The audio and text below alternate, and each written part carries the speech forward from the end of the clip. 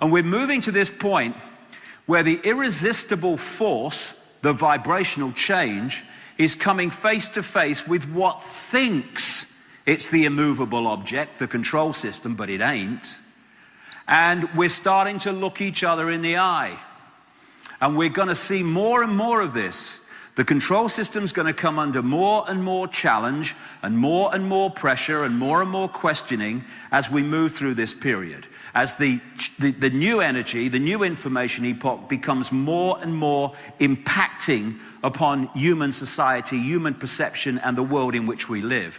There is a change in the ocean of energy that we are living in and decoding. It's a new flow, and it's getting faster. And we have a choice here of getting in the canoe or the airbed and lying back and enjoying the adventure, where it's going to go, how the world's going to change, how our perceptions are going to expand. Whoa, I never realized that. I've never seen that before. Isn't that incredible? And all these things that are going to be happening, it's going to be an amazing world we're moving into. Or we can try to hold the status quo at a time when the energy status quo is changing and the information status quo is changing. And if we do that, then we're going to be using more and more energy just to stand still and hold on to life as we think it should be. And eventually, the flow is going to get so symbolically quick and fast, and people call it the quickening. It's the quickening of the vibration, that it's going to do this to the control system, wash it away. And we're gonna start, as we're affected by it, more and more people, it's happening to them now, never mind going to. We're gonna be becoming aware of many other levels of ourselves, many other levels of reality, where we can access insight and inspiration and intuitive knowing. And the world in our heads is changing as a result of that, those of us who are, or those people that are waking up. The control system, the Illuminati, loves to use this phrase for their new order, a new dawn. Well, there is a new dawn, but it's not what they think it is. It's a new dawn of human awareness, a new dawn of human consciousness. We have gone through this process where we once were, connected to our wider awareness. We've seen this control system move in, and now we're going to see the reverse. As we awaken and return to the true nature of the human being, as we move further into what we call the future. A human being that today's human being would not even begin to recognize. That's not possible to do that. That's impossible. It's matter of fact when you expand your consciousness from the five sense body mind level. And this control system is being dismantled vibrationally through information it is going. And we're now in this wonderful period where humanity is standing up more and more and stretching itself and breaking the chains that have held us in servitude all this time. It's a wonderful, wonderful time to be alive and to experience this change that's coming, and the challenges that are coming in the shorter term, big time, as the control system is like a cornered rat, and it's going to throw everything at us to try to hold on to its power. As Einstein said, you cannot solve problems with the same level of consciousness that created them. And through this epoch of suppression that we've been through and control, we've had a level of consciousness that has created problems, and then some other people have come in with the same level of consciousness, called another political party or another religion or whatever. Same level of consciousness, different name, and they've not solved the problems. They've made them bloody worse. Why? Because it's the same level of consciousness. And we're now at the point where a new level of consciousness is emerging, a new awareness. So instead of saying it's impossible, they're impossible problems to solve. No, they're not. Most of them are manufactured problems, and the rest are caused by ignorance of reality and self. As we move into this expanded state of awareness, what we call impossible problems to overcome will be gone. And it's not that we have to find enlightenment. We're already enlightened. We're already all that is, has been, and ever can be. What we've done is allow barriers of belief system and preconceived ideas to keep us vibrationally from connecting with that infinity that we already are. And that means breaking the spell. Breaking the spell on the human psyche, because that's what it is, a spell that's been cast upon the human psyche to keep us in an hypnotic trance so we forget the true genius, magnificence of who we are. And these are the people, most of them unknowingly, who have cast the spell as middlemen and women for that which is truly casting the spell in the background, the programming of our perception. So the first step of freedom is to disconnect ourselves from the perception manipulation that we've been undergone, to disconnect ourselves from this matrix of control, and fundamentally to disconnect ourselves from the massive influence that the reptilian brain has on human behavior, perception, and reality. What is the basis of the reptilian brain? It's survival. It's based on fear. We need to be, when we're in states of fear, we go into a survival response reptilian brain. It gives us insecurity, because the reptilian brain's always insecure, because it's always looking around, what's the next danger? So when we go into the reptilian brain level of perception or reality reading, then we go into states of insecurity, because that's what the reptilian brain is, and anxiety too, this anxiety that people have. And you can feel anxiety and not have any idea, why am I feeling anxiety? My life's going fine, but why do I feel anxious? Because this is talking to us all the time. And the reptilian brain is always anxious for, again, it's always looking, there's always a problem to find, always a danger to find. That's its whole mechanism, its whole system. And therefore, when we go into the reptilian brain state of reality, we are going into big time into the control system's collective mind that is there to turn their mind into our mind. And so, overriding the reptilian brain. The reptilian brain does not think. It does not work things out, it reacts. That's what it does. So when we fall into behavior responses where we're reacting to situations, not deep breath, think it through, let's have a look at this calmly, that disconnects us from the reptilian brain and its impact, and its impact on our behavior and response. So one of the, we have this phrase, when you get angry, count to 10. Well, let's try 20, that might be better. But you keep getting caught, because that's our natural response mechanism. But the more you work this through, I know from experience, you take a deep breath. When you're faced with a situation where you'd normally go, bang, reaction, survival, you can't say that about me, oh my God, what's going on, oh my God, global warming, oh my God, what about the economy, and oh my God. You go, okay, I'm looking at this calmly, I'm gonna think this through, and then I'm gonna make a calm decision on how I respond to this. Now other parts of the brain and the mind are impacting upon our behavior. We're no longer controlled from this thing, which I mean, this is panic. This is the genetic version of panic, the reptilian brain. So the more we can calmly think things through, not react, not reacting with emotional immediate responses, we're disconnecting from that impact on our behavior of that reptilian brain, which is the microchip through which the collective mind of the control system speaks to us and creates this monopoly, as Neil Haig calls it, which is this society that goes round and round and round and round as we react and respond in incredibly predictable ways. It's amazing, how you can go anywhere in the world under so many different cultures and backgrounds, and yet you have a situation, it might be in a bar, in the street, or wherever, and the number of times you see people react in exactly the same way. And if you type data into a computer and then press enter, you know how it's going to react because you've programmed it to react like that.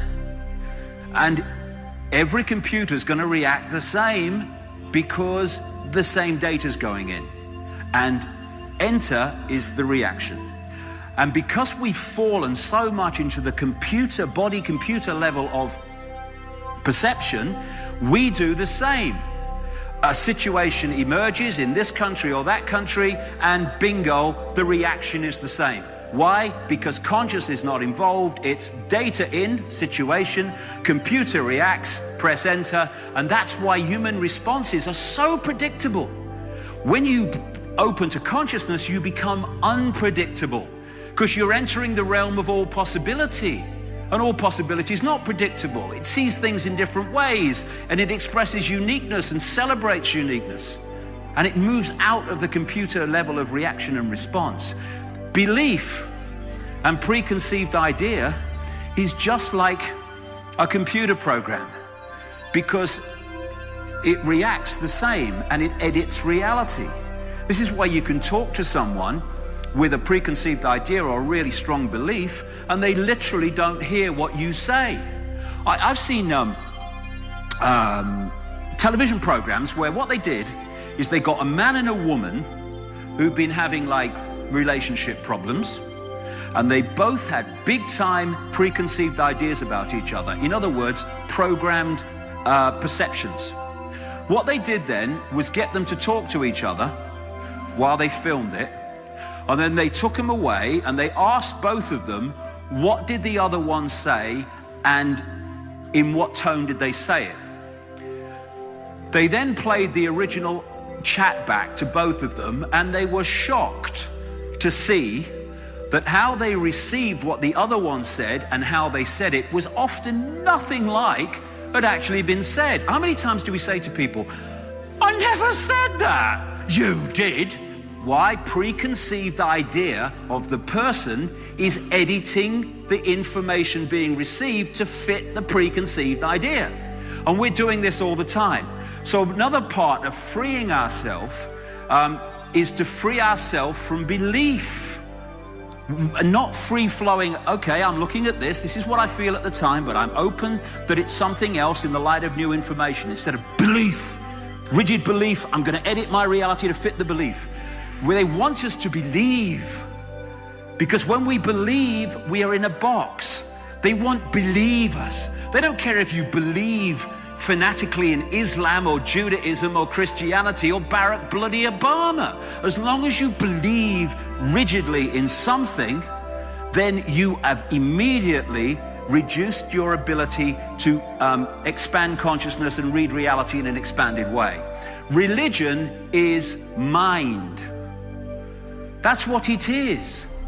You see, once you have, I have this saying that I have, if you can tell me what you believe, you are in a prison.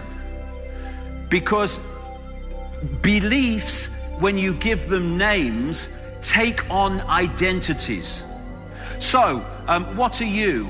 I'm a Christian. Okay, that means you must believe this or you're not a Christian. I'm a Muslim. That means you must believe this or you're not a Muslim. So once you say, here's the name of what I believe, the wall starts appearing, the rules and regulations appear, and people say, you can't say that, or you're not a Christian, you're not a Muslim. And again, the box is formed. Everything just is. We all just are. This is infinite possibility we're experiencing. And once you start to go into these systems of belief, then we're disconnecting from that and we become fragments of mind. These are people in a hypnotist stage show who have been hypnotized, even though they're not, to believe that they are evangelical Christians. Right? It's a mind game. You can make people do this. And they will read reality like that. and therefore not be all possibility. Worship. I am all that is, has been, and ever can be.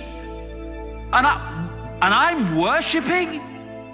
And I'm looking up to something as if it's bigger and better than me? We are all the same one consciousness. And that one consciousness needs to look itself in the eye, not up there. We can respect people, fine. But giving our power away to them, worshiping them? Once we go into that mode, we're saying, I'm little me and they're up there. We're all one infinite consciousness, bar none. And these are prisons of the mind, prisons of consciousness that keep us from consciousness. We call them religion, politics, race, the biggest one, self-identity, that hold us in servitude to little me, to limitation. I identify with my race. Why? It's a vehicle for your consciousness to experience this reality.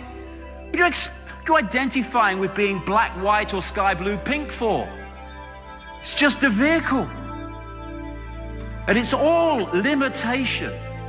And when we see life through the tunnel vision of preconceived idea and rigid belief, we're never going to A, express our true magnificence, and B, we're never going to understand what the hell we're part of and what we're doing here.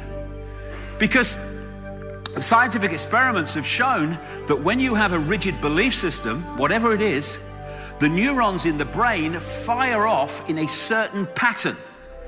And in doing so, they are reading reality to fit the belief. And therefore, if we think in any belief system or perception system in the terms of limitation and little me, then what we create is the prison walls that put us in positions where we live lives of little me. Not because we are, because we believe we are. What can I do? I'm just little me. Well, that's it then. What are you going to do with your life? Nothing. Why? Because you don't believe that that's possible.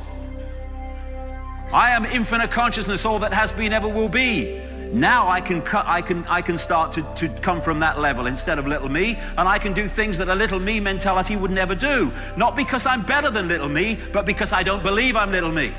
And this one does.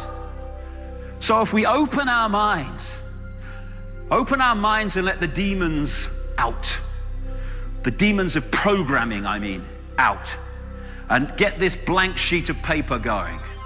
I am not going to read reality on what I've thought up to now. I'm gonna let the information be my guide. And if it is at odds with my religious belief system, my political belief system, or my cultural belief system, then that's fine, but I'm gonna go with information. And when we do that, it makes such a fantastic difference in our lives and what we can do and what we can achieve and make happen. Because if we are at our core, as we are, the real us, all possibility, then if we don't express that, then we're already withdrawing from what we are, all possibility, and we're living a few possibilities, very few in terms of many people. And it's the time to choose between whether we're going to be dominated by the head, particularly the left brain, its perception of reality, limitation, structure, everything apart from everything else. You can't do this, that's not possible, that's impossible. Or we're going to open the heart vortex that connects us with the intuitive knowing of the infinite consciousness. Open the right brain and let its ability to see things connected to impact on our understanding of reality and who we are. And the process was described very well in the Matrix movie, the first one. The first thing is to realize the situation that we're in. It is what it is. You are a slave, Neo. Get out of the denial of this pseudo-freedom that we think we have. And then, having realized the situation we're in, to choose freedom over continued slavery, whether it be blatant slavery or subtle slavery. And when we make that choice to be free, and we're prepared to go with what life then brings us as a result of that decision, then a transformation starts. And it can, I mean, in my case, my transformation happened on national television. And I went through this period where it was widely believed that I was completely crazy, insane and all that stuff. You've ruined and finished your life, they said. You'll never go anywhere now. Right, okay, we'll see about that, shall we? And the transformation is breaking down the energetic construct that we have created by our previous sense of self. Our state of being, our mental, emotional state, our sense of perception is being broadcast constantly as a vibrational pattern. And that vibrational pattern is drawing to us energy fields that sync with what we're putting out. We call these energy fields people, places, ways of life, jobs, locations. And so we create a life experience based on what we're putting out and what we're drawing in through what I call vibrational magnetism. When we go through this transformation that I'm talking about, where we say, I can see the situation I'm in, I choose freedom, then there is a change, often dramatic, not always, a change in our vibrational broadcast state, because we have changed our attitude, we have changed our sense of perception. And what happens then is what we were pulling in before changes because we're no longer syncing with that. And what can happen in these transformational periods, and there'll be people in this room will be going, that happened to me, that did, is people go out of your life because you're no longer connecting them vibrationally. Locations change, jobs change, what you do, lifestyles change. Everything can change once you change, because we are creating that reality by drawing it in. And this is why the control system wants us to believe we are little me. I have no power. Because when we believe that, we are putting out a vibrational pattern that says, I'm little me, I have no power. What do we draw into our lives? Manifestations of little me and I have no power. So that's why they're trying to program us to believe in that, because they know we'll then create it in the holographic reality. And when we go through some of these transformations and we're breaking out of the whole patterns, it can be frustrating. There was a time in the early 90s where I was so frustrated, so almost crushed by what was happening to me, that I didn't want to upset anybody. So I found this hill in a place called Wiltshire in England, not far from Stonehenge. And I walked up this hill, there's nobody, no houses behind. And when I got to the top, I screamed my bloody heart out just to get this frustration out of me. And so I completely relate to these pictures from the Matrix, because I've been there. And once we start to awaken, we start to, as they say, know thyself. And stop relating with David Icke and Charlie Smith and all these names that we give to our experience, and start to connect with the true magnitude of who we are. This is who we are. Everything from the beginning, my birth, my ancestors, my children, my wife, everything comes together simultaneously. I saw everything about me and about everyone who was around me. I saw everything they were thinking now, what they thought then, what was happening before, what was happening now. There is no time. There is no sequence of events. There's no such thing as limitation of distance, of period, of time, of place. I could be anywhere I wanted to be simultaneously. That is who we are, and that is what the control system is desperate to stop us remembering. And when we know thyself and we realize that's who we are, our perception of our possibility just explodes. People say to me, why don't they kill you? 'Cause they can't. That's why. They can't. And I'm not kidding. If they cannot enter my decoding system as being able to remove me, they cannot remove me. Because if I don't decode it, it cannot manifest holographically. And when, years ago when I traveled America in the 90s, and I met loads and loads of whistleblowers and people that were putting information out, and they were invariably going, I don't know how long they'll let me do this before they kill me, and all this stuff. And I'm thinking, what are you talking about? You're going to create your own reality if you're not careful. All those people are either dead or have had their lives destroyed financially by the system. Why? Because they believed it was possible. Therefore, they decode it into holographic reality. Bingo, it's happened. We need to redefine ourselves, not from I can't, to the true magnitude of who we are, not just as a concept, but living it, bringing it into this reality. And then we'll see where the power is. And it's not with a few dark suits in some government department. It's here. That's where the power is.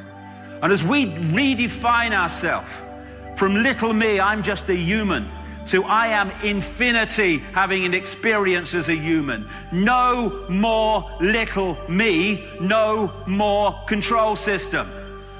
One depends on the other for their existence. Instead of looking in the mirror and saying, that's me, with all its limitations and oh my goodness me, I'm losing my hair and all that stuff, to seeing that that's a reflection of the vehicle through which we are experiencing this tiny frequency range we call the world. To stop looking in the mirror and identifying with that as who we are and realizing that that is who we are. What that near-death experiencer describes is who we are. This is the choice. This is that fork on the road at the start of the day. Are we going to be consciousness or mind? Are we going to be all that is or little me? And if we choose all that is or anything like it, then the control system's over. Escaping the box. First of all, stop lying to ourselves. That's how we escape the box, one of them. There's this thing that they call cognitive dissonance. And what that means is that you have a belief system and you come across an experience or information that puts a challenge on that belief system. And you go into an uneasy emotional state because there is a difference between your belief system and the information or experiences you've had. And they call this uneasy state in psychology cognitive dissonance. This is a good thing if this makes us go, hold on a second, in the light of this new information or this experience, I've got to look again at my belief system. That's fine, that's brilliant, that moves us on.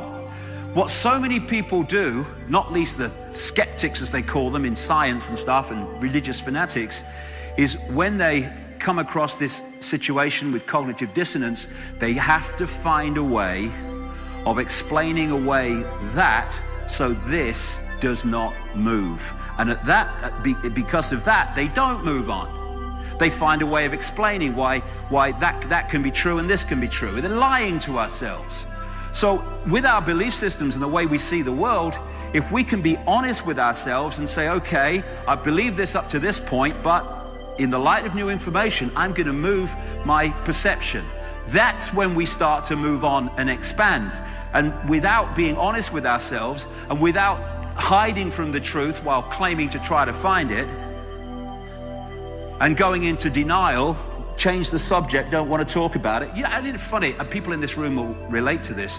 When you talk to someone who has a rigid belief system, maybe it's in your own family or whatever, and when you start to give them information that's putting their belief system under challenge, they get angry, some of them. They get wound up. Shut up, don't want to hear it, don't want to hear that nonsense. What they mean is, if I listen, this belief system's going to be in danger, so shut up because I don't want my belief system to change. This is what I mean by being honest with ourselves, to be open to all possibility instead of defending preconceived ideas that we've had in our life up to this point. It is what it is. And if we find new information and we think, well, I've been a Christian all my life and now I can see that there's more to know than that, or I've been a Muslim all my life, and then that's brilliant. Instead of saying I have to defend my belief system because if I don't, I've got to admit to myself that I've been believing something I now know not to be true all these years, then we don't move on. But if we say, hey, this is fantastic, I can see life in a different way now, that's wonderful. Instead of being embarrassed because we suddenly realize that we've not seen the world as it really is up to this point. None of us have. None of us know what there is still to know.